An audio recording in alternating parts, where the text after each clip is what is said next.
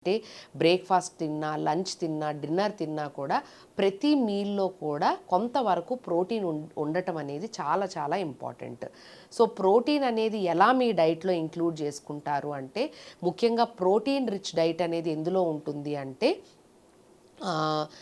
అంటే పల్సెస్, అంతేకాకుండా dry fruits, అదేవిధంగా దాల్, పప్పు, లెగ్యూమ్స్, సోయా, బాయిల్డ్ స్ప్రౌట్స్, అదేవిధంగా పన్నీర్, చికెన్, ఫిష్, వీటిల్లో ముఖ్యంగా ప్రోటీన్ శాతం అనేది కొంచెం అధికంగా ఉంటుంది.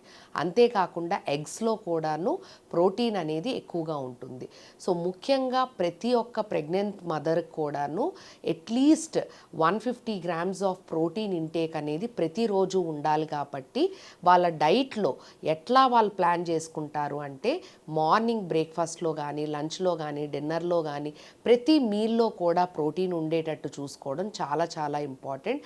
అదేవిధంగా మీల్స్ మధ్యలో స్మాల్ మీల్స్ ఏదైతే తీసుకుంటారో అంటే డ్రై ఫ్రూట్స్, వెజిటేబుల్స్, అదే కాకుండా ఏంటి అంటే బాయిల్డ్ స్ప్రౌట్స్, కొన్నిసార్లు ఏంటి అంటే సలాడ్స్ లాగా ప్రిపేర్ చేసుకొని అందులో అట్లీస్ట్ ఒక 100 గ్రామ్స్ ఆఫ్ పన్నీర్ కానీ, చికెన్ కానీ, లేదు అంటే ఫిష్ కానీ వేసుకోవటం వలన కూడాను వాళ్ళ ప్రోటీన్ ఇంటేక్ అనేది ఎక్కువగా ఉంటుంది.